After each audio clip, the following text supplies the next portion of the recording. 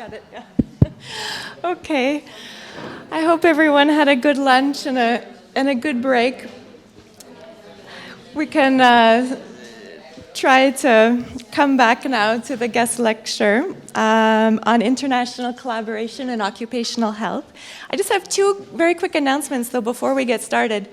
The first announcement is that the web portal for all of the slides and readings should be working again. It was broken earlier today, and it should be working, and so there you can find copies, PDF copies of all of the slides for all of the instructors. And the second announcement is about the student presentations. So we have two students presenting today. We have Alberto and Tina, and then we have two other students tomorrow. And then we have 4 empty slots. So we have 2 spaces for Wednesday and 2 spaces for Thursday that are still open. So if you'd like to give a very quick 5-minute talk about some of the work that you're doing, or if you have, a major, say, methodological question about your own work that you'd like to pose to the group and discuss with all of us, you can do that. You can use PowerPoint slides if you like. If you don't want to use slides, you can just come and speak about your work. So maybe after you see the first few student presentations, you'll be inspired to give one too. So let me know if you'd like to give a talk either on Wednesday or Thursday. So now I think we'll get started with the lecture. How does this work?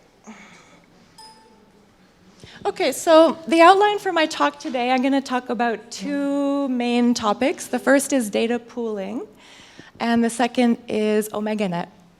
And data pooling is very closely related to the objectives of OmegaNet. So that's why I wanted to highlight just some examples about how data pooling has been used in occupational epidemiology. Why do people like to do it? What are the main limitations of data pooling? And then talk about all of the work that we are proposing to do in OmegaNet. It's a new 4-year project that we just started last year. And there's lots of opportunities to join the network and join either a task or a working group and participate in work that's ongoing, or there's also lots of space for people to lead or develop new projects within the network too. And so I'll present some different ways that you can get involved further in the project if you're interested. Oops. So data pooling. I think, as Manola said earlier today, up until a few years ago, it wasn't often conducted, and that was due, I think, to many reasons, including the fact that people were very protective of their data and weren't interested in sharing it and sending it to other places. When I was doing my master's, my advisor at that time wanted to lead a big data pooling project in North America, and he wanted to get data from 7 case control studies in North America. And I said, it'd be impossible. You can't get the data. No one will send it to you. But actually he did. And after 12 years of effort and 12 years of building relationships between people, having meetings, bringing people together to look at the analysis and finally agree on all the conclusions, he did do it. So it's not an easy thing to do, but I think the end result is definitely worth all of the years of investment and the years of relationship building, I think, that are required in many cases to really do this well. So my first example to introduce why we are interested in doing data pooling is an example of childhood leukemia and pesticides exposure. So here we can see the rates of childhood leukemia by age, and you can see there's a strong peak in the first few years of life. And so there's a strong suspicion that factors very early in life, or factors even during pregnancy or even before pregnancy, could be related to childhood leukemia risk. There are very few known risk factors for childhood leukemia, including ionizing radiation, sex, race, but they account for just a very small proportion of cases. And I got involved in this topic because several years ago in Ottawa, where I was working, there was a big debate in the city about whether or not people should be spraying pesticides on their lawns for cosmetic reasons, just to keep the grass looking green and to keep weeds off of the lawns. So there was a big debate. Some people said, no, it's not necessary. There could be health risks, and it's really not providing any benefit to society. It's just cosmetic. And so we received some funding to take a closer look at the literature, and so we decided to conduct a meta-analysis of the previous published studies, and we conducted a meta-analysis both of studies of residential pesticide use, but also studies of occupational pesticide use. And this is, I think, my first paper in occupational epidemiology, I think. And it's funny because at the time, I was more interested just in environment. I was more interested in doing work on air pollution and factors in just the general environment for the general population. But the more and more I got involved in different occupational studies, the more and more they seemed, so interesting, so useful, and you can have such a big impact on so many people, and especially considering the levels of exposure are higher for many exposures as well.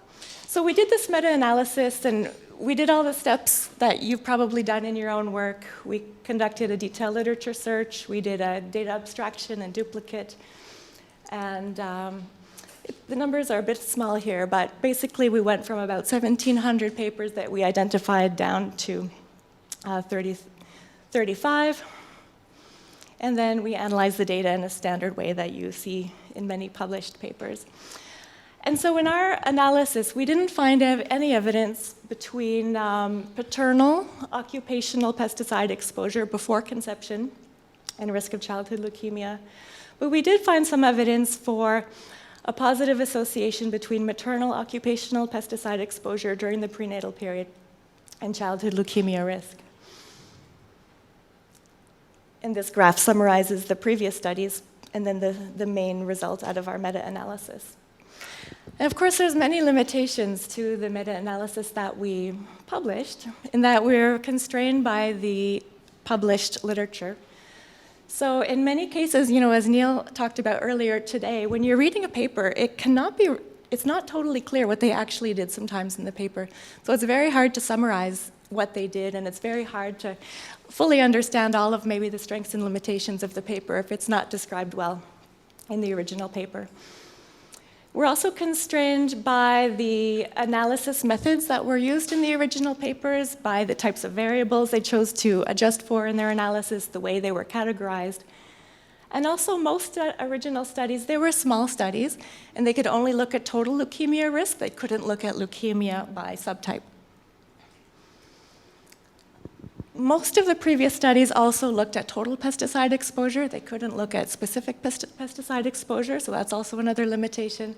And we found for about half of the studies that we included in our meta-analysis that only half of them had a very well-defined exposure time period. So they asked the parents or the fathers, for example, a very clear time window of whether or not they had used pesticides or not. In other studies, it was very unclear, and it was very hard to disentangle or figure out when the parent actually used the pesticide. And so this slide summarizes some of the studies in this meta-analysis. This is the reference to the study here. Here you can see the different types of exposure assessment used in the different studies. So some studies looked at were they working in farming. Some studies collected self-reported data on pesticide use. Other studies used census-based information on job. Others looked at employee records of specific pesticides. So it's quite a mixed bag of studies on this topic. And so if we want to move from the meta-analysis and try to address all of these limitations in a new way, we can think about obtaining all of the original data sets from all of these studies and try to analyze them and combine them in a harmonized way and do a new data analysis on all of the studies together. And of course, there's many advantages to this. Of course, we handle the exposure and outcome data in a similar way between the studies. We can possibly identify errors in the original data analysis by reanalyzing the data. We have a much greater statistical power, and of course, we can look at between country differences. In terms of limitations, as I already said before, there can be a very long process to data access and sharing, and it really requires a long process of gaining trust between all of the study partners and getting access to the data and agreeing on the data analysis protocol. So this, it can definitely be a slow process, and there can also be large differences between the studies in terms of the way the exposure data was collected or the outcome data was collected. So these are the steps that are outlined here to conduct a data pooling. So the first step, we want to identify the relevant studies. We want to obtain the data from the investigators. And then we can analyze each study individually using a common analysis protocol. Look at differences between the studies, and then if we decide to, then we can pool all the original data together and conduct a pooled analysis of all of the data as if it were one single study. So this was a very nice example that I found in the literature of a pooled analysis. Basically, it builds upon the meta-analysis that I just presented. So here what they did is they obtained the data from 13 different case control studies in 9 countries. This is part of an international consortium looking at parental occupational pesticide exposure and childhood leukemia risk. And a big advantage of this work is that because they had the original data, they were able to look at leukemia risk by subtype, something that the original studies couldn't do. And so for step 1, so there were 13 studies in this consortium. So it was an already existing consortium. The PIs already knew each other, and they were already working on different topics, so this kind of facilitated the work on this topic. They obtained the data, and then they took a close look at the exposure data collected in each study. So you can see here it was a bit different in each study. In 8 of the studies, they used an occupational classification system. So this is just a job code, an ISCO 68 and ISCO 88 job code. In 4 of the studies, there was questionnaire data collected, and it was already cleaned and analyzed, and pesticide exposure was already assigned. And then in one last study, the pesticide exposure data on the questionnaire had been collected, but it hadn't been cleaned or analyzed or any sort of exposure categories assigned to the participants. So this just shows you the different types of occupational classification systems they were used. Of course, there were different classification systems that were used in each study. So they had to be harmonized. And then there was this second group of studies that had pesticide exposure already assigned. And then the third study that had collected a lot of data on pesticides but hadn't actually assigned any sort of exposure variable to the participants. In terms of time period of interest, so for this analysis, they were mainly interested in parental occupational exposure before conception or maternal exposure during pregnancy. And you can see there are some slight differences in the way the time periods were defined between the studies, but actually they're not too big. The differences aren't too big. And so in the end, they somehow resolved all of the differences in the data collected between the studies and assigned everybody a pesticide exposure value, generally of either high exposure. Sometimes they had a variable for medium exposure, low exposure, and then no exposure. And then they analyzed the data. Here, this was the main analysis where they compared high exposure versus no exposure. This is for exposure of the father around conception. And there was a small but positive association with childhood ALL. And then for maternal exposure, there was a much stronger association for exposure during pregnancy and risk of AML. So the odds ratio here is almost 2.7. So those were the results for analyzing each study individually and then combining it in a meta-analysis in a way that I already showed you. And then if we want to pool all the data and analyze it as it were one single study, they did this here. They looked at, as I said, high versus no pesticide exposure. They adjusted for these variables that all of the studies had collected They also tested for possible confounding for a range of other variables that maybe some studies had collected or maybe some others hadn't, but they determined that they weren't important, and so they retained this minimal set of adjustment variables. And then in the end, these are the main results.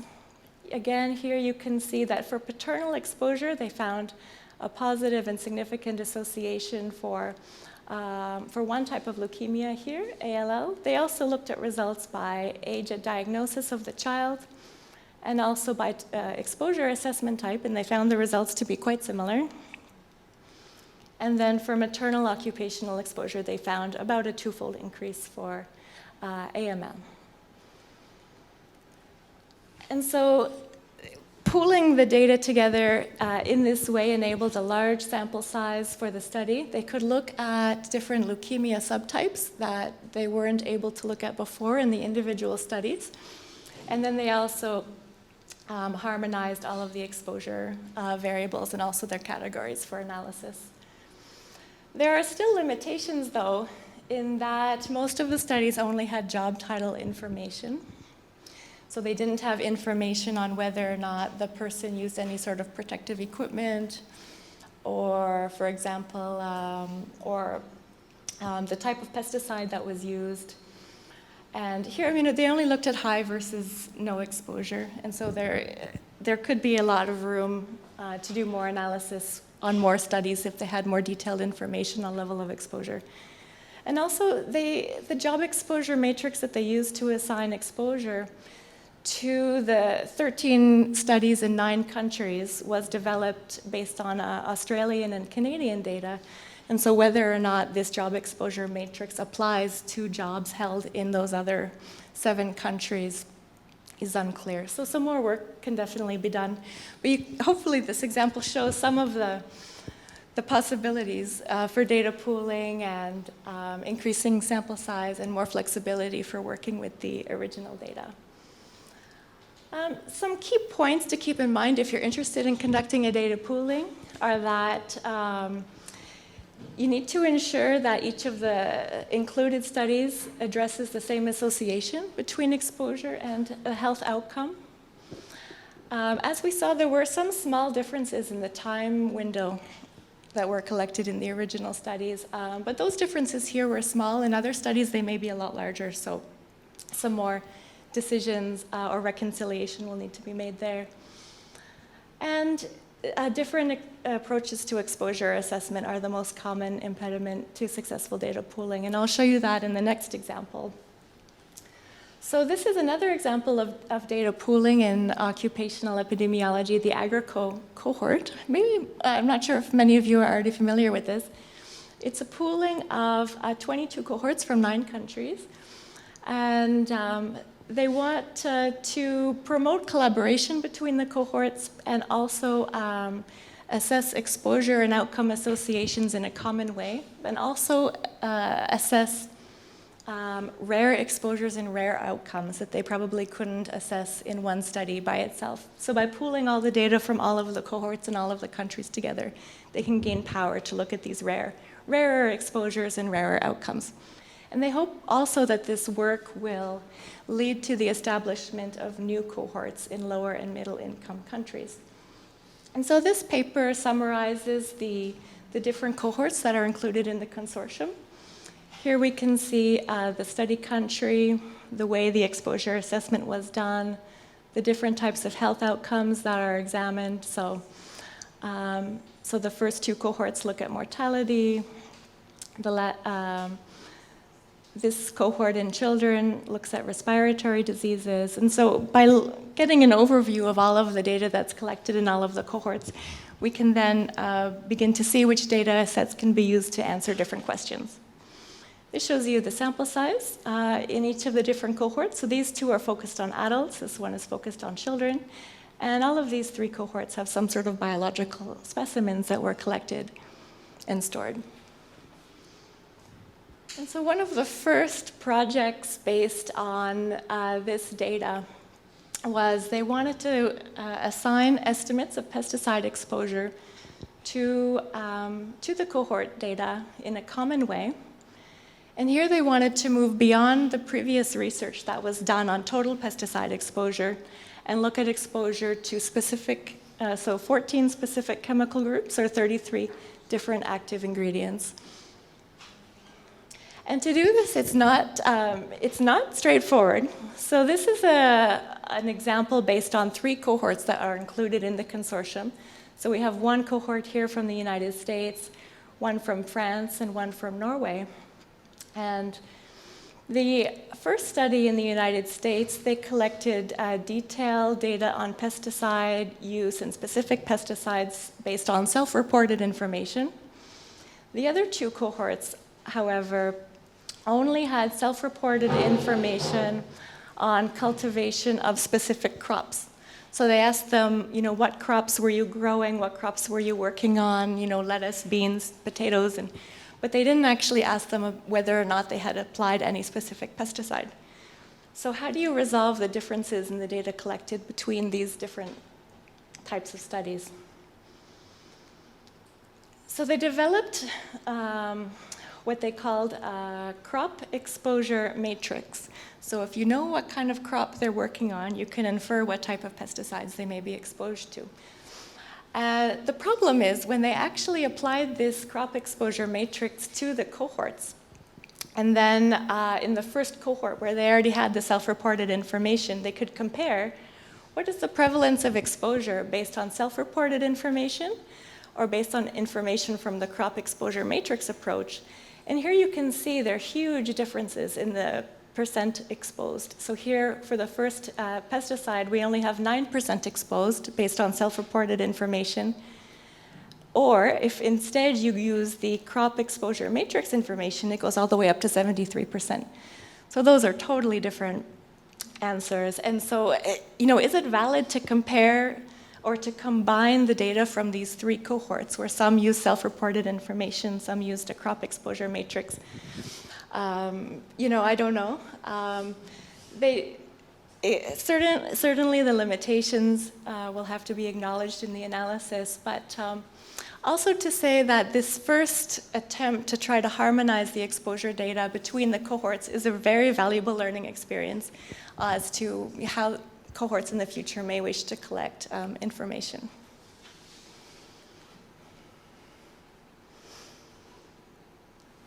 Okay. And then the last example I wanted to show for data pooling was a project that I was involved with in Europe, the CURE project. So the Concerted Uranium Research in Europe project. And this was a project where the project was to develop a protocol to eventually conduct a data pooling, to eventually conduct a data pooling. But here we were just in the first step of developing the protocols as to how the dosimetry would be conducted, as to how the epidemiology would be conducted, and also how different biological data would be handled. And so this was a big consortium of people all across Europe. And there are different cohorts in different countries that had a lot of information on workers in different parts of the uranium, either mining or refining or waste or treatment process. And this is a snapshot of some of the cohorts involved in this study. So we have cohorts in the Czech Republic and France and Germany involved in different parts of the uranium process. One big limitation in all of this work is that almost all of the cohorts didn't have any information collected on cigarette smoking status. So that is a big limitation, and so some future work to collect some smoking information in some of the cohorts was proposed. And not many of the cohorts were able to provide us confirmation that any sort of biological sample would be permitted to be collected also as part of a future project. But we developed this whole project. We had work packages on biology, dosimetry, epidemiology, and also a lot of work on uncertainty analysis. But unfortunately, we haven't been able to get the project funded yet. So we have all these detailed protocols already published, The team is ready to go, the cohorts are ready to go, but we need to work a bit longer to try and get funding to actually implement this work. So these data pooling projects are large, they take a long time, but in the end, I do believe the results are worth the effort. So that was just a little bit of introduction on data pooling. As I said, data pooling is very relevant and important to OmegaNet. So OmegaNet, if you don't know, is the network on the coordination and harmonization of European occupational cohorts. We left a pamphlet on everybody's desk with some more information. And so OmegaNet is a 4-year project that began last year. It's funded by the European Cost Action Association. We have a budget of about €500,000. And cost actions are really networking projects. So the goal is to bring people together to stimulate collaboration between researchers in Europe. And so these are the 28 countries that we currently have participating in the cost action. The countries in lighter blue are countries that we have talked to that will probably join the action. And we have one international partner country now, Australia, and we have also been actively speaking with researchers in these other countries, and hopefully they'll also join the action. So the action is organized and run by Ingrid, who some of you have met from the National Institute of Occupational Health in Norway, and myself in Barcelona. And we have published online a memorandum of understanding, so you can go online, read this document, and it really details very carefully all of the work that we hope to do over the next 4 years. And this is a memorandum of understanding that each country accepts when they join the network and supports. And so what is a cost action? I had never heard of a cost action before last year. And it's basically a bottom-up science and technology network. They fund networking tools. So they don't fund research, but they fund networking. So they can fund things like meetings, workshops, and training schools, such as this one, as well as short-term scientific missions. So they'll fund PhD students and also early career investigators less than 8 years after their PhD to go do a short-term stay at another institution in one of the participating countries of the action. They have open calls a few times a year, so you can submit a proposal. I think the acceptance rate is only about 15%, but they fund networks on all topics related to science. There's very few on epidemiology or occupational health in general. They're usually on other more kind of biological or topics. And they're open to international collaboration. There have been 2 previous cost actions related to occupational epidemiology. Some of you I know have participated in them.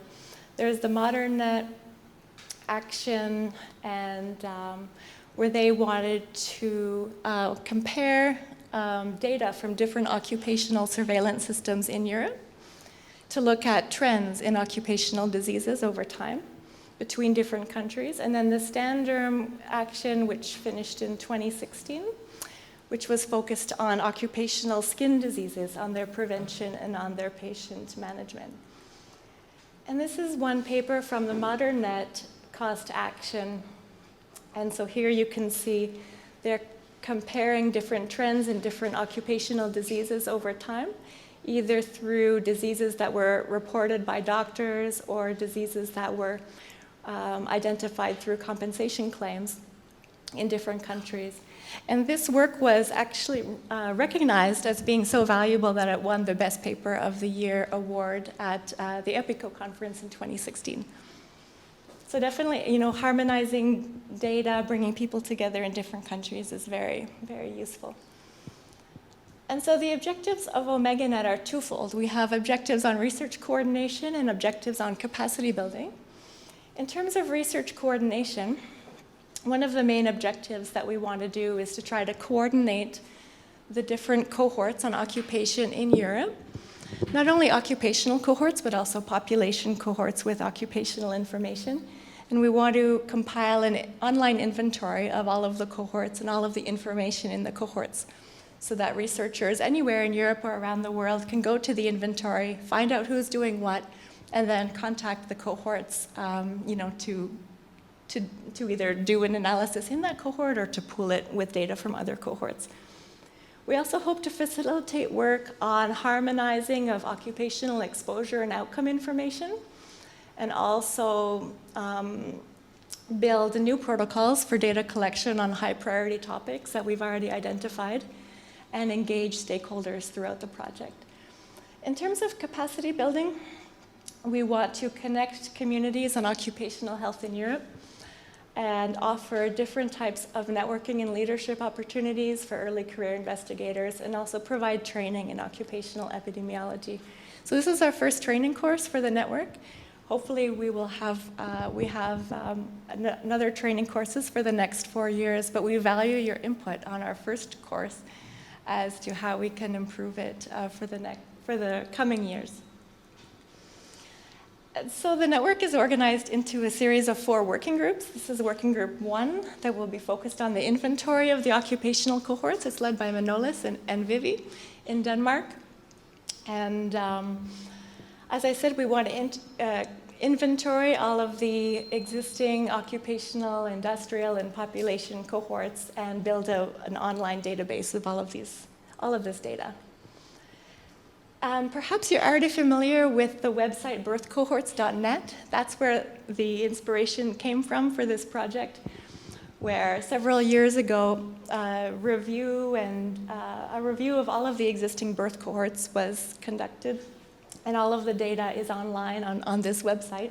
And so if you go to the website, you can search for different cohorts that you may be interested in terms of outcome, in terms of exposure information, or in terms of region. And you get a really nice output and a really nice listing of all of the cohorts that are on that topic. So we want to do the same thing for occupation.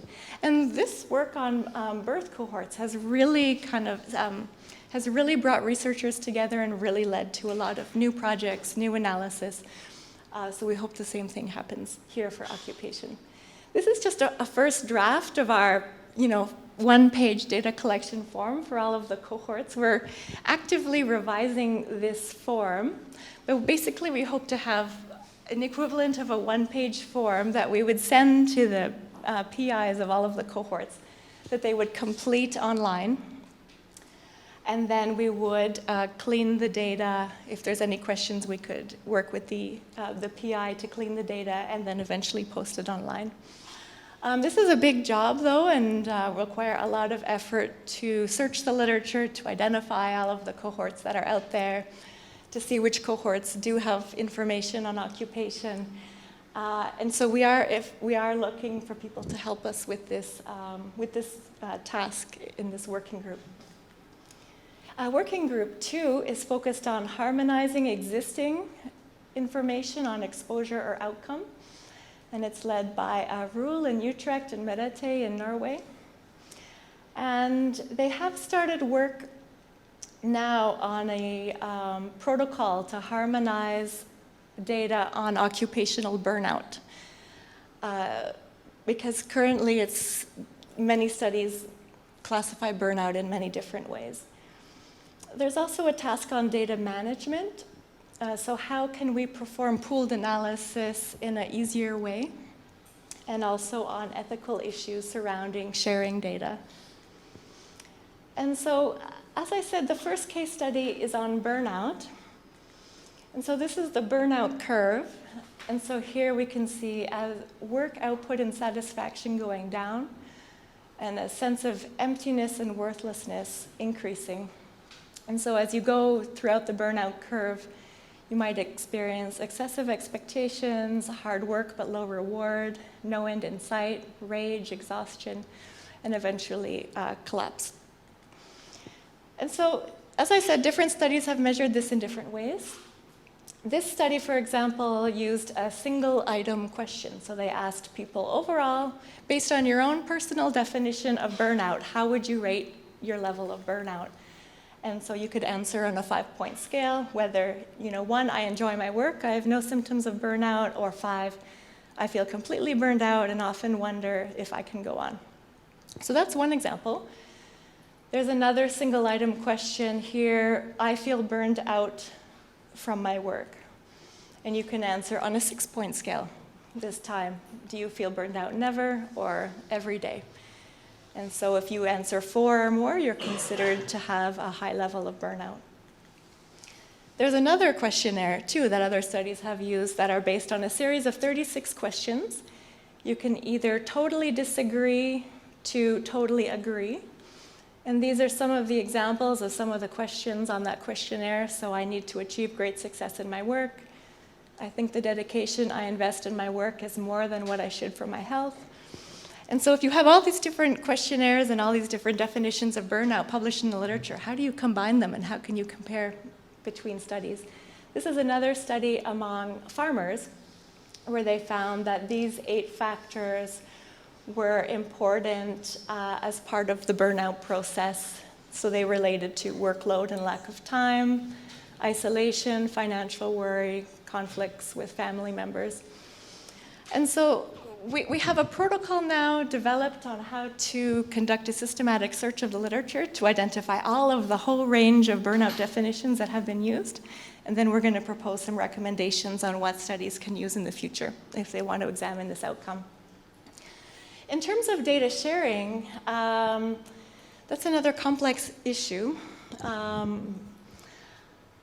where we hope to implement some sort of data shield process where we want to test this process whereby data sets held in individual countries remain in those countries and remain on servers in those countries, but that there's a central computer here that receives just the summary output from the data analysis that's conducted in each country and then combines it centrally. And so this is a topic that they're developing more in Utrecht. I haven't used this myself. I don't know if anybody here has done analysis in this way or not, but we hope to at least implement some sort of pilot version of this and see how it works. Working Group 3 is devoted to developing protocols to collect new occupational information. It's led by Maria Albin in Sweden and Henrik Kolstad in Denmark. And we have already defined 6 tasks for new data collection on healthy aging, working hours, including shift work, employment patterns in young employed mothers, occupational skin diseases, psychosocial determinants of mental health, and precarious work, including work in undocumented immigrants, which is a really hot topic right now. So they're developing new questionnaires to implement in different cohorts to collect new data on these topics. One example is shift work. You'll hear a lot more about shift work tomorrow. Currently, shift work is classified as a group 2A human carcinogen. And if you go to all of the original studies and look to see how shift work was defined and how the data was collected, it's really different. There was this nice working group report that Metaanalysis was part of, where they actually published some recommendations to researchers on what types of data should be collected in studies of shift work. And they gave recommendations on these 16 different factors. So working time, how do you define night work? Here they suggested that it could be defined as at least 3 hours of work between midnight and 5 a.m. But every study defines it differently. And there's lots of other related information as to whether the night shift was permanent or whether or it was rotating, the direction of rotation, so whether or not you went from day to night or night to day. How many weeks or days in a row did you work night shifts? Did you work a night shift for 3 weeks in a row and then work a day shift for 3 weeks in a row? Or maybe it was 3 days and 3 days. It's different in every workplace and in every study. There's also, depending on whether or not you work in the airline industry, there's the recommendations on how to collect data on jet lag or the direction of flight, whether you went from east to west or west to east, and those things are all important. And also light at night exposure as well, which is kind of an emerging area of study. And then the last working group is on communications, dissemination, and training. That's led by Alex Burdorf in the Netherlands and Neil Pierce, who's here today. And one of the major objectives of this working group is to hold training schools on occupational epidemiology. We have a website, and it's supposed to be going online this week. It's not online yet, but if you go to this website, probably in the next few days, it'll be online, and you can find more information about the network there. And then, as I said, this is our first training school in occupational epidemiology in Florence. And then we also have funding to support short-term scientific missions. So these are generally short exchange visits between scientists to visit an institution in another country. They're either for PhD students or people who have less than 8 years after their PhD. Usually they're about 1 to 2 weeks, although for early career investigators, there's a minimum period of 90 days, so they're longer stays. And there's an application process. All of the information's on our website, which will be online soon. And then the applications are reviewed by our coordinator. And once they are approved, then the student can go ahead and book their travel. You do need to contact an institution and have a partner in another institution while you prepare the application, because you need to list the objectives of your stay on the application. We've had so far 3 STSMs this year, and we hope to have another 10 or 12 or so each year of the project. And so how can you participate in OmegaNet?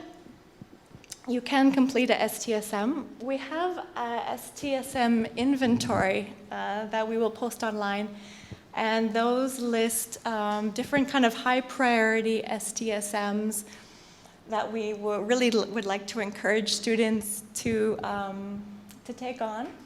So for example, in Barcelona, we are kind of actively seeking people to come to Barcelona to stay for a few weeks to help us work on the inventory. There's also STSMs available on the task of defining burnout better as well. But I guess the topic of the STSM is flexible, but we'd like it to relate as closely as possible to the main objectives in OmegaNet. You can also join a task or working group as well. To do that, you can contact the working group leader of the working group you're interested in participating in. There are also lots of dissemination activities.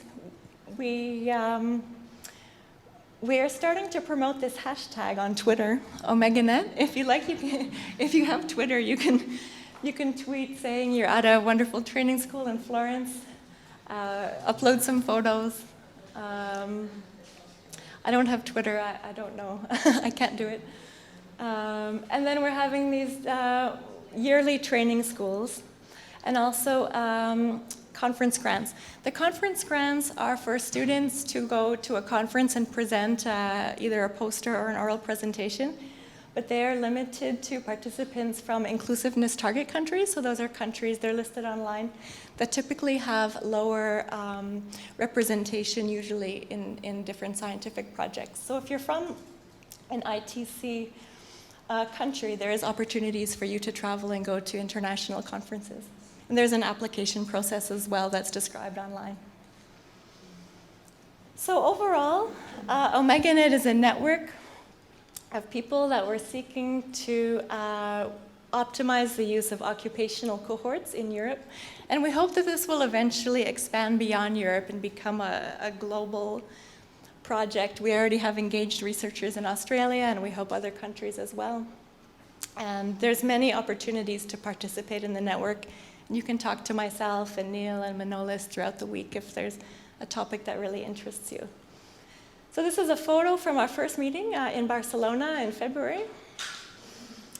And that's it. These are the references to all the papers that were cited today, and I'll upload PDF copies on the website for you as well. So that's all for now. Do you have any questions?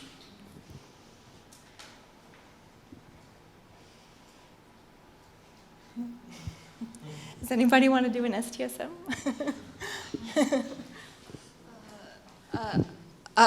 I'm still a little bit confused about the difference between the data pooling that you talked about and meta-analysis. Is it the same thing? Are they the same thing? No, so the meta-analysis, you only have available to you the published paper. And you only have, say, the odds ratio that's published in the paper. So you can take all the odds ratios from all the published papers and pool them together. In the data pooling, you actually contact the principal investigator and you get their original data set. And then you contact all of the investigators of all of the studies on that topic. You have all of the original data sets, and then you can analyze it in the way that you want. Is it like a consortium? Is it like a consortium? Or consortium? Well, the example I showed you was based in an existing consortium. Usually when you are involved in a data pooling project, normally you do have at least yearly meetings. And so, so you're kind of, you're in a consortium for, many years to harmonize the data and agree on the analysis strategy, agree on the way the analysis is presented. So do you have to pay for some data? Did you Pay for data. Usually, in the examples I've seen, usually you do not pay for data. Usually the investigators are, you can eventually convince them that this is a useful project and they should provide to you their data for free. Because, in the end, everybody's a co-author and a participant in the work. Yeah, so exact. So all of the investigators that collected all the data should be authors of the data pooling paper. Do you need to apply for new ethical permits? That changes over time. I would think that you would. Each center that collected the original data would have had an ethical permit to conduct the study originally. And then you probably would need another ethical permit on top of that to gather all of the data and hold it at your institution and analyze it there. Is it better compared to meta-analysis? Or how often is it used? It's a lot harder. Meta-analysis is actually, it can be really easy to do. You just need to download the papers, abstract the odds ratio, and you can analyze it, in a few minutes, in a way.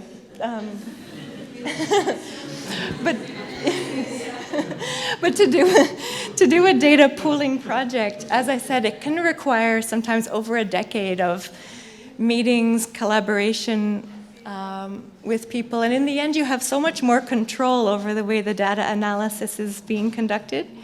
If you want to, maybe in the original studies, they only adjusted for categories of smoking status. Maybe they only looked at never, current, or former smokers. But you think it's more important to adjust for pack years of smoking. And so in the reanalysis of the data, you can do that. You're not limited to what they actually presented in the original paper that was published. Can you get better published?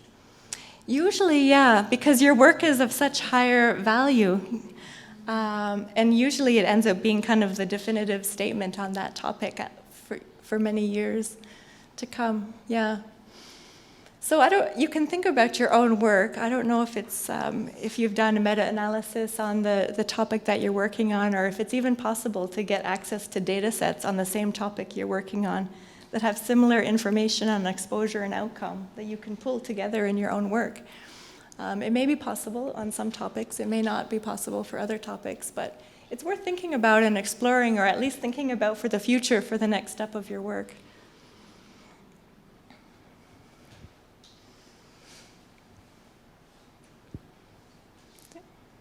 Okay. Good.